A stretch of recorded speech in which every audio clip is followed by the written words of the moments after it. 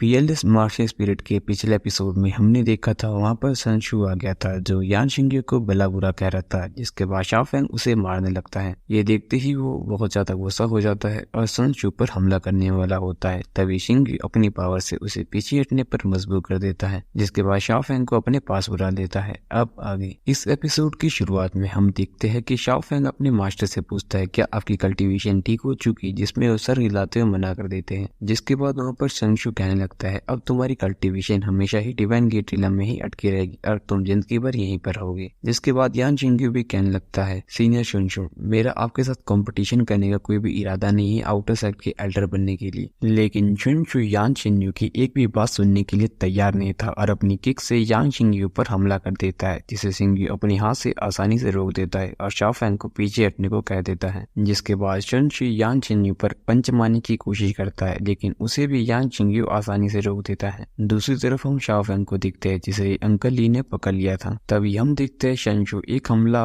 Shao Fang की तरफ करता है, लेकिन वहाँ पर अंकल ली थे जो उसे आसानी से तोड़ देते हैं। जिसको देखने के बाद यान शिंग्यू को गुस्सा आ जाता है और उसे पंच मारते हुए कहने लगता है ये लड़ाई हमारे और तुम्हारे बीच है। जिसे देखने के बाद शनशु भी कहने लगता है एक पंच का कोई भी आंखें नहीं होती है। जिसके बाद यान शिंग्यू को भी गुस्सा आ जाता है और अपनी डिवाइन स्वॉर्ड को बाहर निकाल लेता है। और ये देखने के बाद शनशु काफी ज्यादा हैरान हो जाता है और यान शिंग्यू से कहने लगता है तुम अभी भी डिवाइन गेट को किस तरह से ओपन कर सकते हो। जिसके बाद यान शिंग्यू भी कहने लगता है अब आप हार मान लीजिए। लेकिन शनशु अभी भी अपनी हार मानने के लिए तैयार नहीं था और वो यांग चिन्यू पर हमला कर देता है। लेकिन तभी यांग चिन्यू एक ही हमले में उसे वहीं पर हरा देता है। जिसको देखने के बाद शाओ फैंग भी काफी ज्यादा खुश हो जाता है और शनशु को ये देखने के बाद काफी ज्यादा गुस्सा आता है। तभी वहाँ पर एक टोकन फेंक कर वो वहाँ से चला जाता है। तभी शाओ फैंग आगे आता है और उस टोकन को उठाकर यान शिंग्यू के हाथ में दे देता है। तभी यान शिंग्यू उस टोकन के मैसेज को पढ़ता है जिस पर लिखा था कि यान शिंग्यू को अभी मेन हॉल में जाकर अपनी एल्डर की सील को ले लेना है। जिसको देखने के बाद अंकल ली भी कहने लगते हैं शायद शनशु को लगता था तुम एक कमजोर आदमी हो, इसीलिए तुमसे ये एल्डर की पोजीशन को हथियाना चाहता था। जिसको सुनने के बाद यान शिंग्यू कहने लगता है मेरा एल्डर बनने में ऐसे भी कोई इंटरेस्ट नहीं है। जिसके बाद उससे पूछने लगते तो आप क्या करना चाहते हो। जिसके जवाब में यान शिंग्यू कहने लगता है मेरा तो सिर्फ एक ही सपना है इस पूरी दुनिया को घूमूं। तभी हमें एक नेक्स्ट सीन दिखाया जाता है जहाँ पर हमें यान शिंग्यू और शाओ फैंग को खड़ा हुआ दिखाया जाता है और वो सभी मेन हॉल के सामने खड़े होते हैं। तभी वहाँ पर हांगकांग और हान यूनियर आती हैं।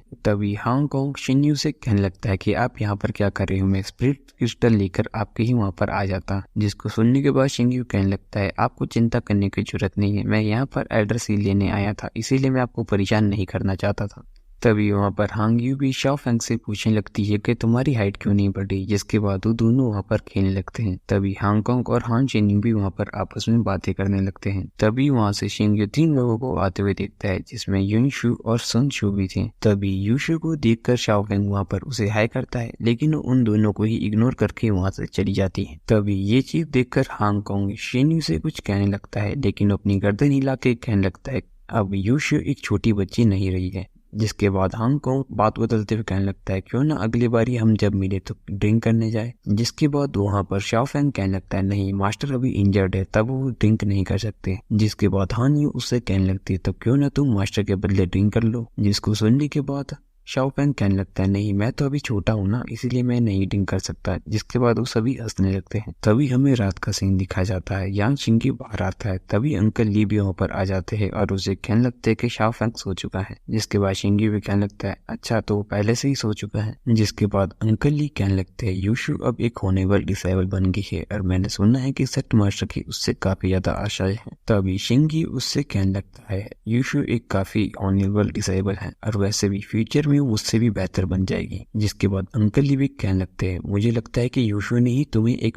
आउटर साइड का एल्डर बनाया है। जिसके बाद शिन्यू कहने लगता है शायद उसे मेरी बातें याद है जब मैंने उससे कहा था अगर मैं आउटर साइड का एल्डर बनता हूँ तो मैं क्या क्या करूंगा। जिस पर अंकल ली कहते हैं लेकिन अब इस बात से तुम्हारे और शुनशु के बीच दुश्मनी पैदा हो चुकी है और शुनशु एक समय पे सुप्रीम एल्डर हुआ करता था इनर गेट का। तभी यान शिंग्यू कहने लगता है मेरे लिए ये चीज ऐसे भी मैटर नहीं करती, आपको तो ये चीज पता है मुझे असल में करना क्या है। जिसको सुनने के बाद वो भी कहने लगते हैं जी मुझे ये बात पता है। तभी अंकल ये अपनी पावर एक्टिवेट करते हैं और गुस्से में कहते हैं इसकी इतनी ज्यादा हिम्मत कि अभी यहाँ पर भी आ गया। तभी ये देखकर वहाँ पर यान शिंग्यू भी अपनी डिवाइन स्वॉर्ड को बाहर निकाल लेता है और वहाँ से अपनी ऑरा को एक्टिवेट कर देता है, जिसके बाद शीशी वहाँ पर सामने आ जाता है।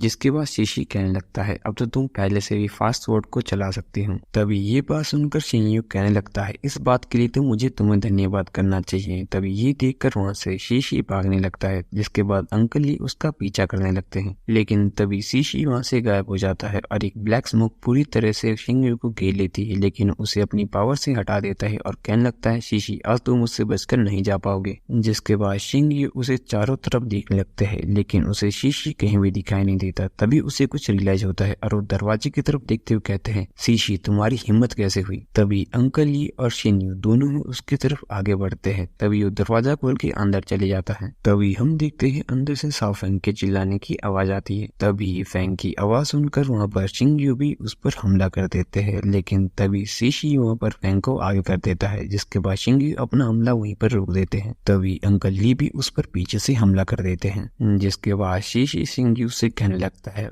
डिवाइन स्वॉर्ड लगता है मैंने तुम्हें सच में अंडर एस्टिमेट किया है। जिसके बाद शिंगी उससे कहने लगते हैं शाओ फेंगर को जाने दो और मैं तुम्हें यहाँ पर जिंदा छोड़ दूंगा। जिसके बाद शीशी कहने लगता है यहाँ पर इसका कोई भी चांस नहीं है क्योंकि मैं खुद भी नहीं मरना चाहता हूँ। जिसके बाद यहाँ शिंग्यू कहने लगते हैं कि तुम मुझसे चाहते क्या हो। सभी शीशी उससे कहता है कि वो ड्रैगन सील तुम मुझे दे दो। जिसके बाद शिंग्यू कहने लगती है जब मेरी मॉम की मौत हुई तो उन्होंने वो ड्रैगन सील मुझे नहीं दी थी। जिसके बाद शीशी कहने लगता है ये तो मेरा ब्लैक स्नेक खुद ही पता लगा लेगा। जिसके बाद अंकल ये भी उससे गुस्से में कहने लगते हैं मैं तुम्हें यहाँ शिंग्यू के स्पिरिचुअल वर्ड की तलाशी नहीं लेने दूंगा। तभी शीशी कहता है ठीक है तब मैं इस बच्चे की तलाशी ले लूंगा। जिसके बाद यान शिंग्यू कहने लगता है नहीं ठीक है तुम मेरी तलाशी कर दो लेकिन तुम उसे जाने दो। तभी शीशी अपने ब्लैक स्नेक को शिंग्यू के स्पिरिचुअल वर्ल्ड में भेज देता है, जो सीधा उसके माथे में जाकर उसके स्पिरिचुअल वर्ल्ड में चली जाती है। तभी ये करने के बाद वहाँ पर यान शिंग्यू को काफी ज्यादा पेन होने लगती है। जिसके बाद अंकल ली कहने लगते हैं अगर तुमने शिंग्यू के स्पिरिचुअल वर्ल्ड को डिस्ट्रॉय करने की कोशिश भी की तो मैं तुम्हें मार दूंगा। जिसके बाद शीशी भी वहाँ पर हंसने लगता है। तभी हम शीशी को देखते हैं जिसकी आंखों से लाल लोरा बाहर निकलने लगता है। तभी ये देखकर अंकल ली भी उस पर हमला कर देते हैं। तभी शीशी उनकी तरफ शाओ फेंग को फेंक देता है। तभी मौके का फायदा उठाकर वहाँ पर यांग शिंग्यू भी उस पर हमला कर देता है, लेकिन शीशी उसके हमले से आसानी से बच जाता है। तभी ये देखने के बाद शीशी भी कहने लगता है तुमने जानबूझकर अपने स्पिरिचुअल वर्ल्ड के अंदर मेरे ब्लैक स्नेक को जाने दिया। तभी यांग शिंग्यू भी उससे कहने लगता है मैंने तुम्हें एक बार ही मौका दिया था। तभी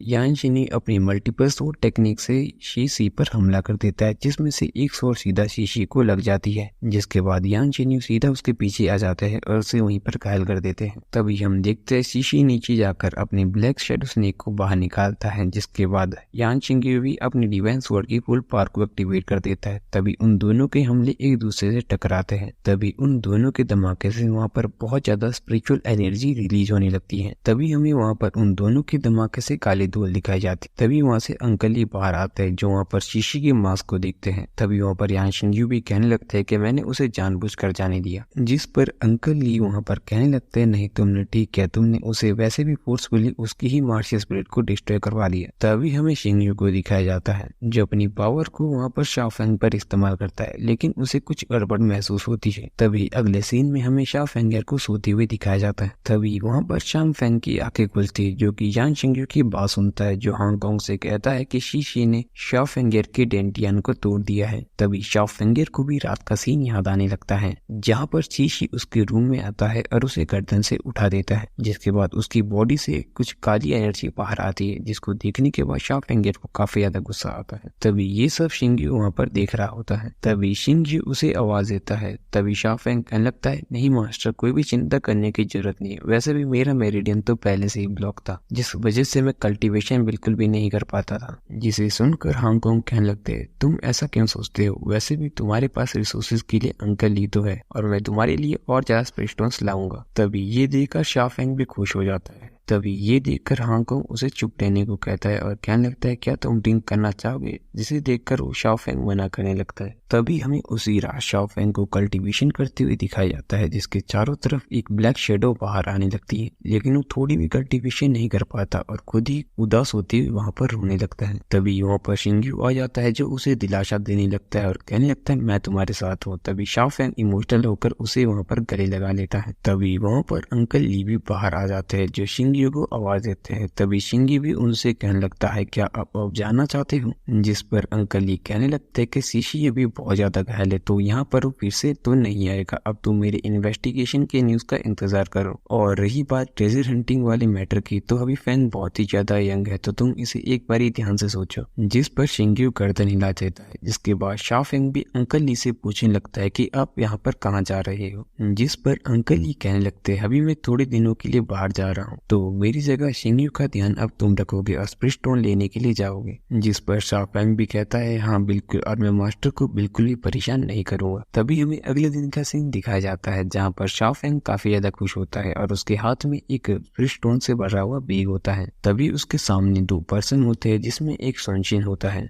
तभी उन दोनों को देखकर शाओफेंग अपना रास्ता बदल लेता है, लेकिन सनशिन उसके हाथ से पोटली को ले लेता है, जिसको देखने के बाद शाओफेंग कहने लगता है कि मुझे ये वापस दो। जिस पर सनशिन कहने लगता है मैं तुम्हें ये एक ही शर्त पर वापस दूंगा, अगर तुम कहोगे कि तुम्हारे टीचर पूरी तरह से ट्रैश हैं और वो हमेशा ही इनर सेक्ट पर डिपेंड रहते हैं अपने लिए। जिस पर शाओफेंग गुस्से से कहते हैं ट्रैश मेरे मास्टर नहीं तुम्हारे पिता है जो मेरे मास्टर से एक ही हमले में हार गए थे। जिस पर सनशिन गुस्सा होने लगता है और उस पोटली को वहीं पर छोड़ देता है, जिसके बाद शाओफेंग वहां पर गिर जाता है। तभी सनशिन शाओफेंग को वहां पर मारने लगता है और कहने लगता है अब तो तुम्हारी डांटियान भी ब्लॉक हो चुके हैं तुम्हारी मेरिडिंग के साथ, अब तो तुम भी अपनी मास्टर की तरह एक ट्रैश हो। तभी वहाँ पर हांगकांग आ जाते हैं और वहाँ पर शाओफेंग को बचा लेते हैं। तभी हांगकांग भी वहाँ पर सनशिन को डांटने लगता है और कहने लगता है क्या तुम्हारे फादर ने तुम्हें वीक लोगों को तंग करना ही सिखाया है, और अगर ये कंपटीशन भी हो फिर भी ये सेट के नियमों के खिलाफ है। जिस पर सनशिन कहने लगता है कि आप जूनियर्स के मैच में दखल नहीं दे सकते, ये सेट के नियम के खिलाफ है। जिसको सुनने के बाद शाओफेंग वहाँ पे कहने लगता है मैं हार गया। जिस पर सनशिन कहने लगता है मैंने तो पहले कहा था एक टेस्ट टीचर एक टेस्ट स्टूडेंट को ही पढ़ा सकता है, और वहां से गुस्से में जाने लगता है। जिसको देखने के बाद हांगकांग को भी गुस्सा आता है और वो कहने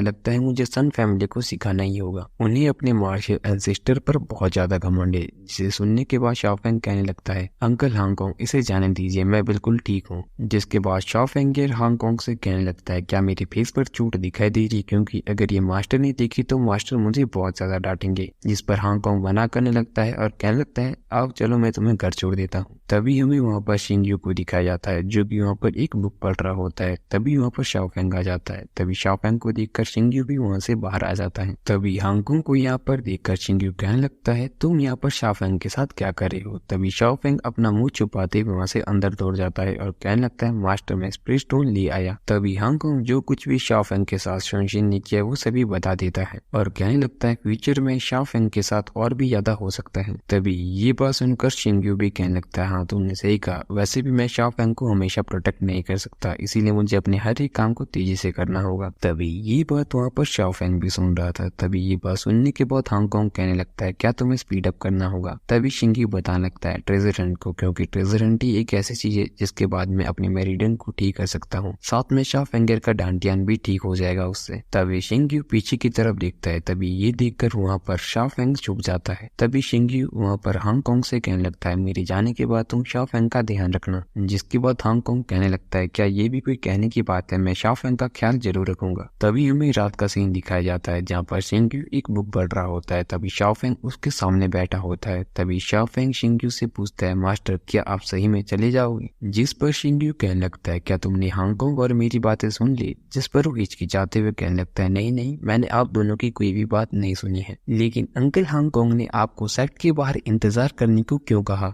जिस पर शिंग्यू उसे कहने लगता है तुम चिंता मत करो, मैं बहुत जल्दी वापस आ जाऊंगा और अगर तुम्हें कोई भी प्रॉब्लम हो तुम हांगकांग के पास चले जाना। जिस पर शाओफेंग उन्हें चिंता ना करने को कहता है और कहने लगता है मैं अपना ख्याल रख लूंगा। तभी हमें अगले दिन का सीन दिखाया जाता है जहाँ पर शिंग्यू उससे कहने लगता है शाओफेंग अपना ख्याल रखना। तभी वो वहाँ से जाने लगता है। जिसके बाद शाओफेंग काफी ज्यादा उदास होता है। तभी शाओफेंग शिंग्यू के पीछे भागने लगता है और कहने लगता है मास्टर अगली बारी में प्रैक्टिस करूंगा ताकि मैं शुनशिन को हरा सकूं। नेक्स्ट सीन में हम हांगकांग को देखते हैं जो शिंगी उसे कहता है कि आराम से जाना, जिसके बाद हमें यूशु को दिखाया जाता है। तभी वहाँ पर एक पर्सन आता है जो यूशु से कहने लगता है शिंगी अभी सेक्ट से बाहर गया है। तभी हमें सनशु और सनशिन को दिखाया जाता है। तभी वहाँ पर एक सर्वेंट उन्हें बताता है कि शिंगी यहाँ सेक्ट से बाहर गया है, जिसके बाद वो दोनों ही वहाँ से चले जाते हैं। तभी दूसरी सीन में हम सनशिन और उसके साथी को देखते हैं जो मेन हॉल के सामने खड़े होते हैं। तभी उसका साथी उससे कहता है मास्टर ने कहा है कि तुम शाओफेंग को बिल्कुल भी परेशान नहीं करोगे, जिस पर सनशिन कहने लगता है मैं उसे परेशान कहाँ कर रहा हूँ, मैं तो यहाँ पर सिर्फ फ्रिश स्टोन लेने आया हूँ। तभी वो सामने से शाओफेंग को आते हुए देखते हैं। तभी शाओफेंग भी वहाँ से चिल्लाता है अंकल हांगकांग, जिसे देखकर वो भी पीछे देखने लगते हैं। तभी शाओफेंग वहाँ से भाग जाता है। तभी ये चीज देखकर सनशिन को काफी ज्यादा गुस्सा आता है। तभी हमें अगले दिन का सीन दिखाया जाता है। तभी हम उन दोनों को वहाँ पर शाओफेंग का इंतजार करते फिर से देखते हैं। तभी वहाँ पर उन दोनों को फिर से देख शाओफेंग वहाँ पर अंकल हांगकांग का नाम फिर से लेने लगता है, जिसे सुनकर सनशिन गुस्से में कहने लगता है तुम्हारी हिम्मत कैसे हुई मेरे साथ खेल खेलने की, और आज तुम्हें हांगकांग भी मुझसे नहीं बचा पाएगा। वहीं पर दूसरी तरफ उसका साथी उसे चुप कराने की कोशिश करता है, लेकिन वो बिल्कुल भी चुप नहीं हो रहा था। तभी वहाँ पर हांगकांग सच में आ जाता है। तभी हांगकांग सनशिन से कहने लगता है कि एक एल्डर होने के बाद भी मैं सन फैमिली के यंग मास्टर से पीछे ही हूँ, है ना। तभी हांगकांग को वहाँ पर देखकर सनशिन का साथी उसे ग्रीट करने लगता है, जिसको देखने के बाद सनशिन हांगकांग से गुस्से में कहने लगता है तुम और शाओफेंग मेरे साथ खेल खेल रही हो। जिसको सुनने के बाद हांगकांग काफी ज्यादा गुस्सा हो जाता है और कहने लगता है चुप रहो, और मैं तुम्हें बता रहा हूँ अब मैं अगली बार सनशु को कह दूंगा अगर शाओफेंग को एक भी खरोच आई तो मैं सीधा सेक्ट लीडर के पास जाकर खुद ही तुम्हारी शिकायत कर दूंगा। जिसको सुनने के बाद तो दोनों ही काफी ज्यादा डर जाते हैं। तभी हांगकांग शाओफेंग को वहाँ से चलने को कहता है। तभी शाओफेंग भी हांगकांग के पीछे वहाँ से उसे चिढ़ाते हुए चला जाता है, जिसके बाद सनशिन को बहुत ज्यादा गुस्सा आ रहा होता है। तभी शाओफेंग भी वहाँ पर हांगकांग से पूछने लगता है कि मास्टर कब तक वापस आएंगे, जिस पर हांगकांग कहने लगता है कि शिंग्यू ने उसे एक लेटर भेजा था, हो सकता है कि वो 1 महीने में वापस आ जाए। तभी ये बात सुनकर वहाँ पर शाओफेंग काफी ज्यादा खुश हो जाता है और वहाँ पर खेलने लगता है।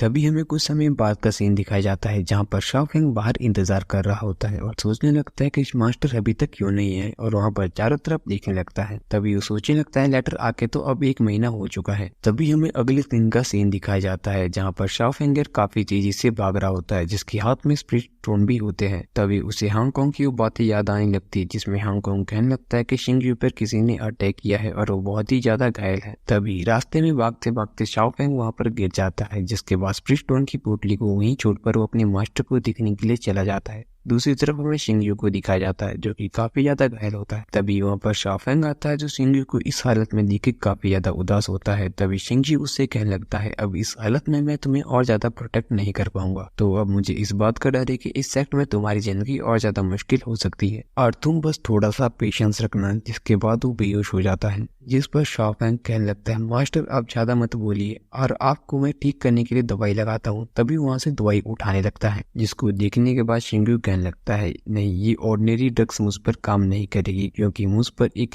हेवनली रिलम वाले कल्टीवेटर ने हमला किया है। तभी ये बात सुनने के बाद शाओफेंग काफी ज्यादा उदास होता है और कहने लगता है मैं अभी हांगकांग अंकल को ढूंढता हूँ और सेक्ट लीडर से कहकर आपके लिए कुछ दवाइयाँ लाता हूँ, और वहाँ से जाने लगता है। तभी शिंग्यू कहता है नहीं इस चीज के लिए बहुत ज्यादा देर हो चुकी है और अब तुम यहाँ मेरे पास आओ, मुझे तुम्हें कुछ चीज बतानी है। जिसे सुनने के बाद शाओफेंग उनके पास आ जाता है, जिसके बाद शिंगी उससे कहने लगते हैं मेरे मरने के बाद तुम 5 साल तक मेरी ग्रेव के सामने ही रहोगे और 5 साल तक तुम वहाँ से कहीं भी नहीं जाओगे, और याद रहे तुम्हें 5 साल लगातार वहाँ पर प्रैक्टिस करनी होगी हर दिन गोल्डन सूत्र कैचिंग लीव और पाटा प्रांति टेक्निक की, और एक भी दिन अपनी प्रैक्टिस मिस मत करना। और ये बोलने के बाद वो खांसने लगते हैं, जिसको सुनने के बाद शाओफेंग लगभग रोते हुए कहने लगता है टीचर आप बिल्कुल ठीक हो जाओगे, आप चिंता मत करिए। जिसको सुनने के बाद शिंगी वहाँ पे हंसने लगते हैं और कहते हैं मेरे पास एक इमोर्टल हार्ट है, लेकिन वो डस्ट में लॉक हो चुका है, और अगर एक बारी डस्ट चलेगी तो ये पूरी माउंटेन और रिवर्स में शाइन करेगा। जिसको बोलने के बाद शिंगी वहाँ पर हंसने लगता है और वो अपना दम वहीं पर तोड़ देता है, यानी कि शिंगी अब मर चुका था। और ये चीज देखने के बाद शाओफेंग वहाँ पर काफी ज्यादा इमोशनल हो जाता है और कहने लगता है प्लीज कोई तो मेरे टीचर को बता, कोई तो मेरे टीचर को बचाओ प्लीज। तभी वहाँ पर हांगकांग और हान यू भी आ जाती है। तभी हांग यू वहाँ पर शाओफैंग को चुप कराने लगती है। तभी हांगकांग वहाँ पर शिन्यू को चेक करने लगते हैं। तभी ये देखने के बाद शाओफैंग भी वहाँ पर हांगकांग से पूछने लगता है टीचर कैसे है, जिसको सुनने के बाद हांगकांग काफी ज्यादा उदास होता है और कहने लगता है शाओफैंग अपने टीचर का फ्यूनरल तैयार कर, मैं सेक्ट लीडर को ये बात बता देता हूँ। और वो वहाँ से जाने लगते हैं, जिसको सुनने के बाद शाओफैंग रोने लगता है और वहाँ पर चिल्लाने लगता है। तभी अगले सीन में हमें शाओफैंग को शिन्यू के ग्रेव के सामने दिखाया जाता है। तभी शाओफैंग शिन्यू के ग्रेव के सामने बैठते हुए अपने सारे पल को याद करने लगता है जो उसने शिन्यू के साथ बिताए थे। तभी उसे शिन्यू की वो बात भी कहीं याद आती है जहाँ पर शिन्यू ने कहा था उसका एक ही सपना है, उसे इस पूरी दुनिया को घूमना है। जिसके बाद फेंगर सारा दोष खुद को देने लगता है और कहने लगता है ये सारी मेरी गलती है। अगर फेंगर कमजोर नहीं होता तो टीचर को ट्रेजर हंटिंग में भी नहीं जाना होता और मेरी वजह से ही उन्हें समय से पहले ट्रेजर हंट पर जाना पड़ा। जिसके बाद वो फूट फूट कर वहाँ पर रोने लगता है। तभी वहाँ पर यूशु आती है जो हांगकांग से पूछने लगती है क्या सच में शिन्यू की मौत हो चुकी है। जिसके बाद हांगकांग को काफी ज्यादा गुस्सा आ जाता है जो कहने लगता है शिन्यू की ग्रेव तुम्हारे सामने पड़ी है, जाकर खुद ही कंफर्म कर लो। तभी ये सुनते हुए यूशी भी वहाँ पर एरोगेंटली जवाब देते हुए हांगकांग को कहने लगती है यांग शिंगू ने अपनी जिंदगी में बहुत सारे लोगों को ऑफेंड किया था और अगर तुम उन्हें ऑफेंड नहीं करना चाहते तो तुम अपनी सारी रिलेशनशिप यांग शिंगू के साथ तोड़ दो। जिसके बाद हांग तिंग गुस्से में उससे कहने लगता है सीनियर आपको बचाने के चक्कर में ही उसको अपना डिवाइन गेट रिलम छोड़ना पड़ा। अगर ऐसा नहीं होता मुझे यकीन अपने टैलेंट के साथ वो बर्ड स्पिरिट ट्रेजर को खोजने के चक्कर में तो नहीं मरता। जिसके बाद यूशी यहाँ पर हंसते हुए कहने लगती है मुझे बचाने के चक्कर में, अरे उसके कारण तो मैं वहाँ पर लगभग बढ़ने वाली। तभी वो वहाँ से जाते हुए कहने लगती है मैं सिर्फ तुम्हारी भलाई के लिए तुम्हें ये चीज बता रही हूँ। तभी ये बात सुनकर हांगकांग को गुस्सा तो आता है लेकिन वो यूशु का कुछ भी नहीं बिगाड़ सकता क्योंकि वो एक वनरेबल डिसेबल है। तभी अगले सीन में हमें शुनशिन को दिखाया जाता है। तभी शुनशिन वहाँ पर शुनशु से पूछने लगता है क्या सच में यांग शिंग्यू मारा गया। जिस पर शुनशु कहने लगता है उस पर हेवेनली रिवर रिलम गेट के पर्सन ने हमला किया था तो उसका बचना तो ऐसे ही नामुमकिन था। जिस पर शुनशी कहने लगता है अच्छा हेवेनली रिवर रिलम गिलम, लेकिन चेयरमैन भी तो शायद इसी लेवल पे है ना। जिस पर सुनशु भी कहने लगता है हेवेनली रिवर रिलम गेट के रिलम वाले बंदे सच में काफी ज्यादा ताकतवर होते हैं। जिस पर सुनशिन उससे पूछने लगता है तो अब फैंग का क्या होगा। जिस पर सुनशु कहने लगता है कि फैंग की क्वालिफिकेशन काफी ज्यादा वीक है तो अब सेक्ट का कोई भी पर्सन उस पर ध्यान नहीं देगा। लेकिन एक बात यह है कि सिंग्यू एक ऑनरेबल डिसेबल था तो उसके पास कुछ ना कुछ ग्रेट ट्रेजर तो होगा ही। जिस पर सुनशिन कहने लगता है मैं आपकी बात को समझ गया, अभी मैं किसी को वहाँ पर चेक करने के लिए भेजता हूँ। जिसके बाद अगले सीन में हम फैंग के मेंशन से 2 लोगों को बाहर आते हुए दिखते हैं जो बातें करते हुए कहने लगते हैं अब हमने इस घर से पूरे एलेक्सर को ले लिया है और अब यहाँ पर कुछ भी नहीं बचा है। तभी वो दोनों ही शाओफैंग के पास चले जाते हैं और एक आदमी उस पे ऊपर पैर रखते हुए कहने लगता है कितनी ज्यादा अफसोस की बात है, तुम तो अपने मास्टर के सामान तक को नहीं बचा सकते हो। जिसके बाद वो दूसरा आदमी भी कहने लगता है अपनी टीचर की मौत के बाद ये कुछ पागल सा हो गया है और उसे मारकर वहां से वो दोनों ही चले जाते हैं। जिसके बाद शाओफैंग भी वहीं पर गुस्से में बैठ जाता है और ये एपिसोड यहीं पर खत्म हो जाता है। गाइस आपको ये एपिसोड कैसा लगा कमेंट में बताइए और अगला एपिसोड आपको सून देखने को मिल जाएगा। तब तक के लिए चैनल को सब्सक्राइब कर दीजिए और नोटिफिकेशन बेल कॉल पे सेट करना मत भूलना।